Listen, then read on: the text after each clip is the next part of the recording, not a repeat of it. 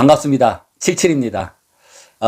요즘에 코로나로 인해서 이 비대면 그리고 또 많은 분야에서 재택근무를 또 택하고 있어요. 물론 재택근무가 좀 곤란한 직종도 있지만은 디자인이라든지 뭐 일반 사무 보는 거는 그렇게 재택근무가 가능하고 또 재택근무 시 다 각각 온라인으로 모여서 할 수 있는 그런 플랫폼이 지금 구글이나 네이버 이런 데서 다 개발이 되고 있는 것 같아요. 꼭 필요한 그러한 온라인상 플랫폼이 될 것 같은데, 자, 이 비대면 시대에 그리고 재택근무 시대에 맞춰서 여러 가지 사회가 변하고 있는데, 해외의 미래 예측 연구소에서 발표한 거에 의하면은 비대면 재택근무에 맞춰서 실내 디자이너라는 직종이 좀 더 바빠지고 역할이 더 많아지지 않겠냐, 이렇게 예측을 합니다.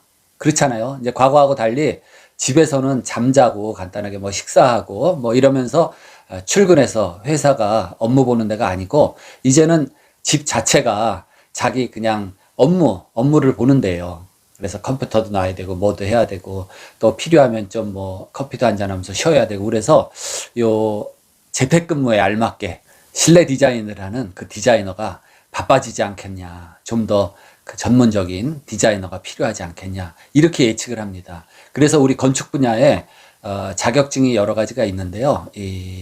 일단은 이제 자격증이 국가기술자격법에 의하면은 기능사, 산업기사, 기사 이렇게 있고, 그 위에 또 경력을 닦아서 기술사라는 제도가 있습니다. 그리고 건축 분야에서 또 건축사 협회에서 시험을 보는 게 있어요. 그거는 건축 디자인을 하는 거죠. 건축 계획과 건축 환경에 맞춘 설계를 하는 업무, 감리를 할 수도 있고, 요게 또 건축사라는 또 자격이 따로 있어요. 그래서 크게 이렇게 두 가지로 대별이 되는데, 산업인력관리공단에서 하는 국가기술 자격증, 기능사 기본적으로, 산업기사, 기사 이런 게 있는데, 그 중에서 실내건축기사라는 게 있습니다. 실내건축 기능사도 있고요.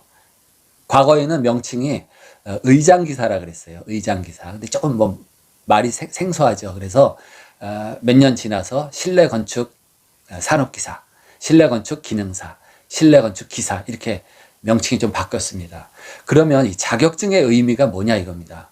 저는 제가 쭉 겪어보니까 사실상 학사, 뭐 학위, 이 학교에서 어떤 공부를 하는 것보다는 자격증을 받는 게 훨씬 더 전문적인 인정을 받을 수 있고, 또 짧은 시간에 자격증을 딸 수도 있어요. 그렇기 때문에 여러분들이 앞으로 이 분야에서 또 일을 하고 싶거나 또 취업하고 이런 준비를 하고 싶은 분은 제 이 시간의 얘기를 귀담아 들어보시기 바랍니다.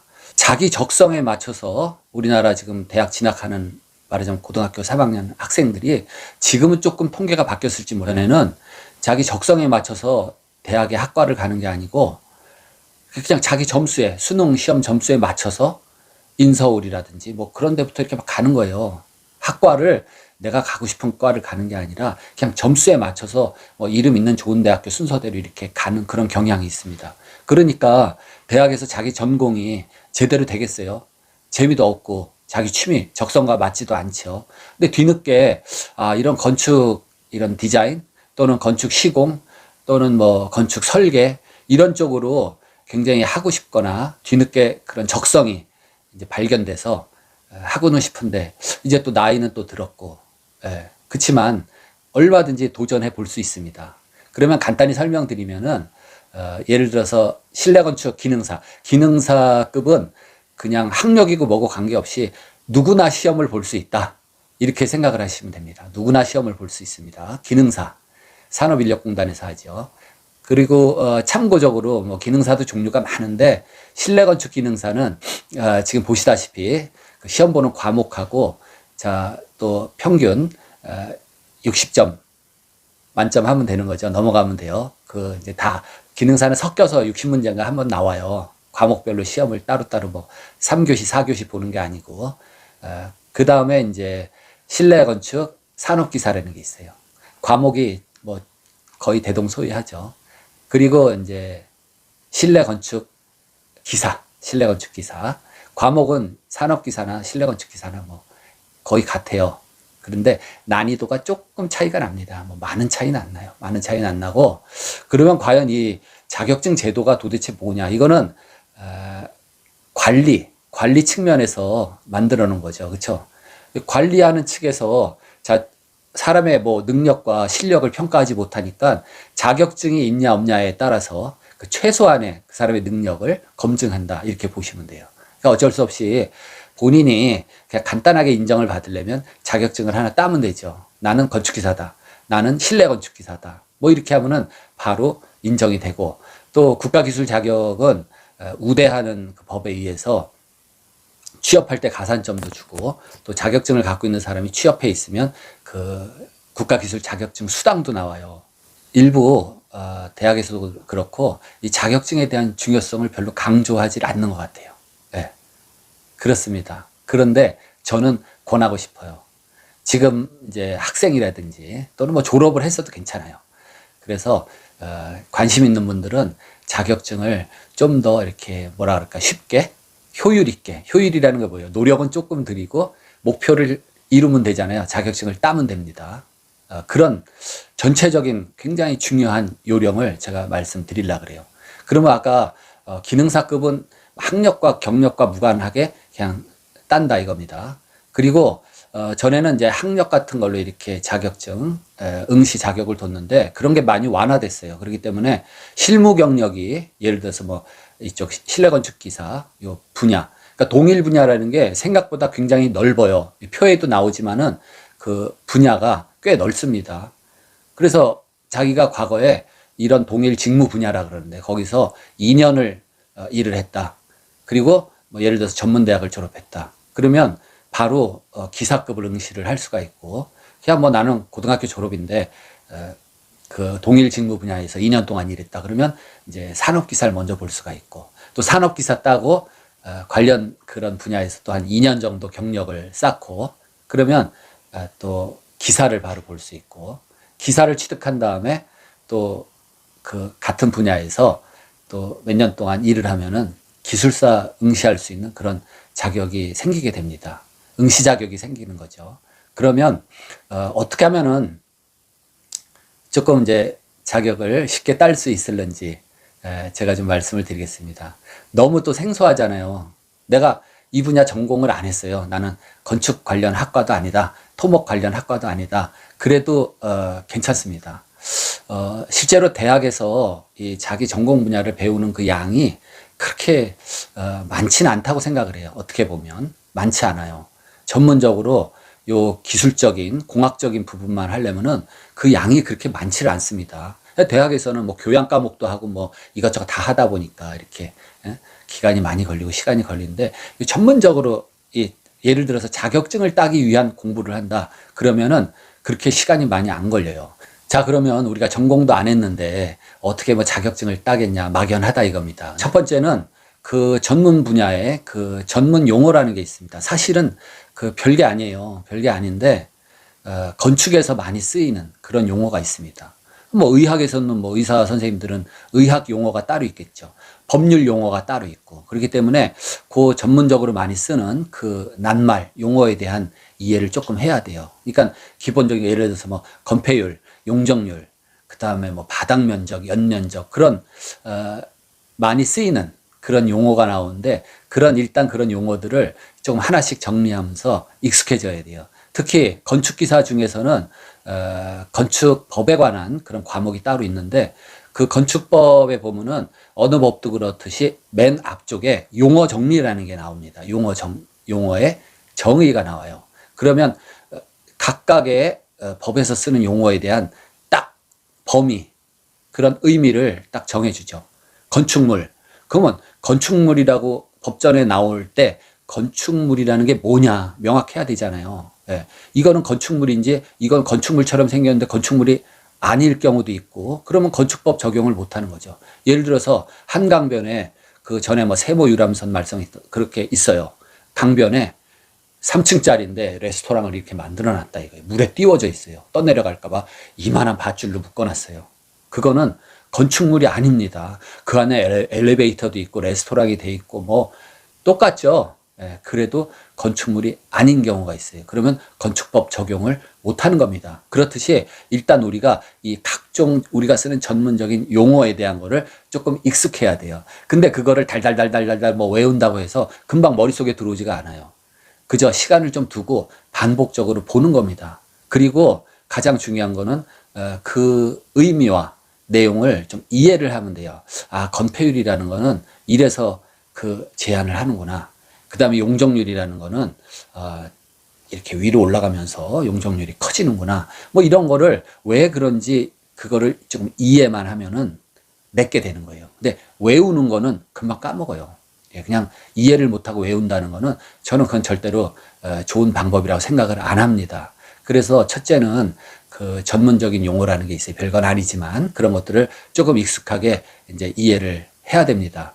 그 다음에는 자, 내가 응시하려는 예를 들어서 뭐 실내 건축 기능사다 그러면 과목이 뭔지는 알아야 되잖아요. 첫째, 그죠? 과목을 알아야 돼요.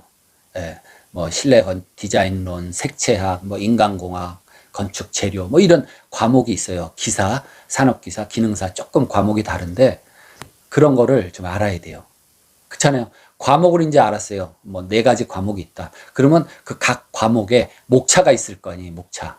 건축 재료 하면은 뭐 시멘트 재료, 그 다음에 석 재료, 유리 재료, 플라스틱 재료, 목 재료 해서 그 또 시험에 나오는 그러한 쭉 그 재료의 종류가 나오고 뭐 색채학이면 색채학에 대해서 색의 이론과 뭐 그런 쭉 또 목차가 나와요. 최소한 그 목차가 또 머릿속에 쭉 정리가 돼야 될 거 아니에요. 그럼 예를 들어서 내가 나무에 대해서 파악을 하고 싶다. 나무에 대해서 공부를 한다. 그러면 똑같아요. 예를 들어서 자 이렇게 나무가 있잖아요. 그럼 어떻게 이걸 파악을 해야 돼요? 자, 뿌리는 어떻다. 뿌리를 알아야 되고 줄기는 어떻다. 줄기는 이렇게 올라가서 쭉쭉 뻗고 그 다음에 끝에 가서 뭐 꽃이 핀다든지 잎사귀는 어떻게 생기고 그래서 자 뿌리, 줄기, 가지 여기까지 이제 알았어요. 그러면 좀 더 세분해서 자 열매는 어떻게 생겼고 잎사귀는 어떻게 생겼고 이 세분해서 자꾸 들어가는 겁니다. 그래서 이 굵직한 부분을 먼저 알아야 돼요. 그러면 과목을 알아야 되고 각 과목의 그 목차 이 과목에는 어떤 내용이 들어있나 뿌리가 들어있고 줄기가 들어있고 가지가 들어있고 열매가 맺고 꽃이 피고 잎사귀는 어떻게 생겼고 이런 디테일한 것들을 하나하나 정리해 나가면 전체적으로 어느 정도 파악이 됐겠죠. 근데 처음부터 너무 여러분들이 뭐 이거 뿌리가 있다. 근데 뿌리 끝은 어떻게 생겼나? 뿌리 끝에 생장점인데 생장점은 끝에서부터 3mm고 뭐 그 끝뿌리 끝에 잔뿌리의 지름은 뭐 0.5mm에서부터 뭐 이런 너무 디테일한 거를 자꾸 여기서 시간을 끌고 노력을 하면 안 돼요. 굵직굵직한 거 일단 파악을 한 다음에 이게 다 굵직굵직한 게 파악이 됐으면 그 다음에 세분해서 조금씩 정리를 해 나가면 되는 겁니다. 근데 자 시험에 자주 나올 부분이 있고 시험에 안 나올 부분도 있고 그래요. 그러니까 그거는 어떻게 아느냐 그거에 대한 얘기를 잠깐 할 것 같으면 자 이제 국가기술 시험이 보통 평균 1차 시험이 있고 2차 시험이 있어요. 2차 시험은 그 과목별로 다 달라요. 뭐 디자인 쪽, 실내 건축 이런 분야는 그 드로잉을 해야 됩니다. 뭐 투시도도 그려야 되고 칼라링도 좀 할 줄 알아야 되고 이렇게 도면을 그려야 돼요. 그리고 마찬가지예요. 건축사 시험도 실기 시험은 주어진 조건에 의해서 설계를 다 해서 이렇게 그림을 다 그려서 도면을 제출을 해야 되는 겁니다. 그 일정한 시간이 있죠. 그러니까 시간 안에 뭐 빨리빨리 그려서 표현을 해서 채점자 눈에 딱 들어오게 그렇게 해야 되는 거예요. 근데 일단은 1차 시험을 통과해야 되잖아요. 1차 시험은 4가지 중에 하나 찍는 거예요. 사지선다, 사지선다. 어떤 시험은 또 오지선다가 있어요. 근데 오지선다는 사지선다보다 굉장히 좀 어려워요. 이렇게 답인 것 같은 그런 다 2개씩 나옵니다. 하나가 이렇게 보이는 게 아니라 어쨌든 자 5과목이면은 합쳐서 평균 60점 평균이 돼야 되고 또 어떤 한 과목이라도 40점 밑으로 떨어지면은 과락이라 그래가지고 떨어지는 거예요. 그쵸? 그 시험에 대한 룰은 좀 알아야 될 거 아니에요. 근데 자 이제 공부를 어떻게 하냐 하면은 제가 표를 하나 그려봤는데 이렇습니다. 자, 이 그림이 뭐냐면요. 이게 난이도예요, 난이도. 일로 올라갈수록 무지 어려운 거예요, 어려운 거. 굉장히 어려운 거. 그 다음에 이쪽은 시험제, 출제 양이에요, 출제 양. 여기는 아주 무지하게 쉬운 거, 여기는 점점 어려워서 무지하게 어려운 거. 그러면, 자, 평균 60점을 맞아야 돼요. 여기 싹둑 잘라서 이 부분은 뭐냐면은 굉장히 어려운 문제가 나옵니다. 이만큼 문제가 나오는 중에 여기는 굉장히 어려운 문제가 나와요. 그러니까 이 문제는 출제위원 자신만 알 수가 있어요. 다른 출제위원 보고 이 문제 풀라 그러면 못 풀 수도 있어요. 그래서 굉장히 어렵다. 아니면은 뭐 달달달달 좀 뭐 외워서 해야 될 게 있다든지 이런 부분이 있습니다. 굉장히 어려워요. 그 다음에 여기 2번 부분, 여기는 뭐냐? 여기는 말하자면 상식적인 문제가 나옵니다. 상식적인 문제. 학교를 안 다녔어요. 그래도 한 20살 정도 먹으면은 그냥 상식으로 아는 듯한 그런 문제들, 아주 쉬운 문제가 여기에 있어요. 여기에. 예. 그러니까 얘는 너무 어려우니까 포기하면 되죠. 포기해버렸어요. 이제 없는 거예요. 간단하죠? 얘는 뭐예요? 상식으로 답이 나오니까 땡큐입니다. 예, 그래서 요거는 아주 평균 점수를 올리는 좋은 요 문제들이 여기 있어요. 아주 점수를 주려는 문제, 쉬운 거. 그 다음에 우리가 제일 중요한 게 요 부분이에요. 요 부분. 중간에 있는 것들, 얘네들. 여기에 문제 양도 많고 여기에 이제 시험 문제가 많이 나오는데 이 부분을 어떻게 하냐면은 외우지 말고 이 부분에 있는 것들 중에 내용을 이해를 하도록 해요. 그래서 그 내용이 이해가 되면은 뭐 숫자도 그렇게 외우지 않아도 이해가 되면은 얼추 숫자들이 이렇게 대충 나옵니다. 그런 것들이 많아요. 그래서 되도록 외워서 시험을 합격하려는 사람들은 힘들어요. 잘 안 됩니다. 자, 여기서 점수 땄죠. 여기서 어느 정도 한 뭐 요 절반 정도만 맞추면 되겠네요. 이해를 해서. 그러면 이거랑 이거 절반 정도 합치면 평균 60점이 넘어가지 않겠어요? 제일 효율적으로 합격하는 사람은 60점을 살짝 넘어서 합격하면 좋죠. 무지무지하게 공부를 해가지고 100점 만점에 합격하는 거는 조금 너무 고생을 많이 할 수가 있어요. 그래서 이런 겁니다. 그래서 주로 이해를 하면 합격할 것이다. 그러면 시험이 어떤 식으로 나오냐 하는 거를 알아보려면 가장 쉬운 거는 그거죠. 지난해, 관연도, 작년, 재작년, 3년 전, 4년 전 문제들을 쭉 한번 보면은 이런 문제들이 나오는구나 알 수가 있습니다. 여러분들이 이런 건축에 관련돼서 관심 있는 걸 쭉 보시다 보면은 첫 번째는 이제 그 건축에 쓰이는 용어들이 자꾸 익숙하게 들려요. 그러면 그 정확한 내용은 모르지만은 많이 이제 익숙한 용어가 몇 개 이제 되는 겁니다. 자, 그 다음에 어느 정도 여러분들이 이제 뭐 책을 사서 교재가 있을 거 아니에요? 실내건축 기능사라든지 실내건축 산업기사. 또 어떤 분들은 뭐 난 디자인 쪽으로는 별로 관심이 없다. 그러면 뭐 건설 안전기사, 건설 안전 산업기사, 산업 안전 기능사 뭐 이런 거 다 있어요. 그러면 그런 자격증을 또 따면은 건설 현장에서의 안전관리자로서 또 활동도 할 수가 있어요. 어쨌든 여러분들이 어느 정도 이제 시험 준비가 좀 됐을 수가 있어요. 그게 3개월이 걸리던 6개월이 걸리던 그게 이렇게 이제 되면은 한번 응시를 해보는 거예요. 지금 여기 표는 2020년도 건축기사 그 시험 일정 표인데 해마다 이제 연초 연말이 되면은 다음 해 아니면 당해 그 산업인력공단에서 실시하는 그 스케줄 표가 시험 일정표가 나와요.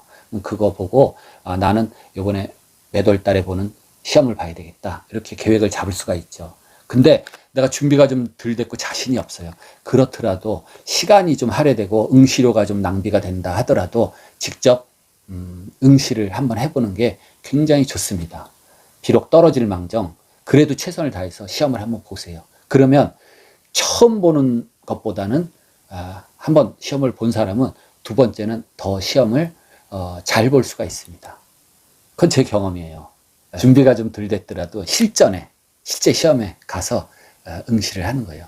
근데 시험 지금은 어떤지 모르겠어요. 저는 굉장히 이제 오래됐는데 그 시험장에 가잖아요. 그러면 응시를 접수 다 해놓고 안 오는 사람도 굉장히 많아요. 그러니까 실제적으로 뭐 경쟁률 이런 거는 생각하지 마세요. 그 경쟁은 나하고의 싸움이에요. 평균 60점만 넘어가면 되는 거 아니에요?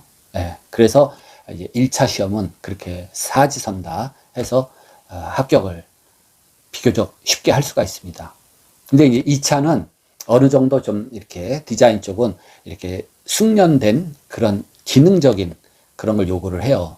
그리고 이제 건축기사 같은 경우는 실무에 필요한 뭐 적산이라고도 하죠. 물량 빼는 거 적산, 그 다음에 이제 스케줄 공정표 작성이라든지 또는 뭐 계산하는 문제 이런 것들이 좀 나오는데 어쨌든 그것도 다 시험 내용만 잘 파악을 한다면은 거기에 맞춰서 좀 준비를 하면 될 거 아니에요.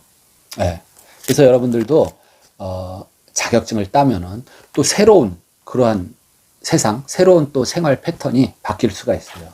그 저는 뭐 근데 기능사나 기술사나 기사나 이 수첩 크기는 다 똑같아요. 모양도 다 똑같습니다. 그래서 이게 이제 이런 국가에서 발급하는 이런 수첩들이 나오게 돼요. 제가 다른 것도 있는데 요거는 뭐냐면은 TAB 자격이라 그래서 대한설비공학회에서 요거 시험 조정 평가 어떤 플랜트 기계 설비 분야에서 이 기계 시스템이 제대로 잘 작동되나 그런 거를 이렇게 할 수 있는 그런 자격증입니다. 이 밖에 이제 제가 교통 분야 그런 자격증도 있고 여러 가지가 있는데 그렇잖아요. 여러분들도 다른 전공을 했어도 예를 들어서 뭐 의사 선생님이 변호사 자격증을 땄어요. 그러면 아주 좋죠. 그러면 의료 분쟁 같은 거에는 또 첫째 가는 그런 또 변호사가 될 수도 있고 여러분들이 지금까지는 어느 분야에서 일을 했을지 몰라도 또 새로운 분야의 자격증을 딴다면은 그게 더 합쳐져서 시너지 효과를 이룰 수가 있을 것 같아요. 그래서 오늘 얘기가 좀 길어졌는데 앞으로 이제 이 비대면 그다음에 재택근무가 많아지는 이 시기에 근데 이 건설 쪽은 디자이너들은 뭐 이렇게 재택으로 뭐 또 할 수 있겠죠. 그렇지만은 말하자면 현장에 많이 나가게 되죠. 필드에서 주로 다니게 돼요. 특히 시공이라든지 이런 안전 이런 분야는 그렇습니다. 저도 새까매졌잖아요. 새까매졌어요. 네. 어쨌든 여러분들이 생각하는 대로 되는 거예요. 생각을 하시고 이제 계획을 세운다면은 또 여러분의 생활이 인생이 바뀔 수도 있습니다. 이제는 100세 시대 아닙니까? 그렇기 때문에 뭐 지금이 늦은 게 아니에요. 지금 결정하시고 제일 빠릅니다. 그래서 제 계획은 지금 유튜브 건축 토목에 관련돼서 뭐 두서없이 막 이제 제목을 정해서 하는데 앞으로는 봐서 제가 실내 건축 기사라든지 이런 과목을 하나 정해서 따로 제 컨텐츠를 해가지고 그냥 무료 강의를 진행해 볼까 이런 계획을 하고 있는데 제가 또 시작해놓고 약속을 안 지키면은 또 실없이 되니까 제 이제 스케줄 좀 봐서 그런 계획을 갖고 있습니다. 그래서 이런 분야에 도전하는 학생이나 또 관심 있는 분에게 도움이 좀 될 수 있는 그런 계획을 하고 있어요. 오늘은 여기까지 마치겠습니다. 다음 시간에 뵙겠습니다.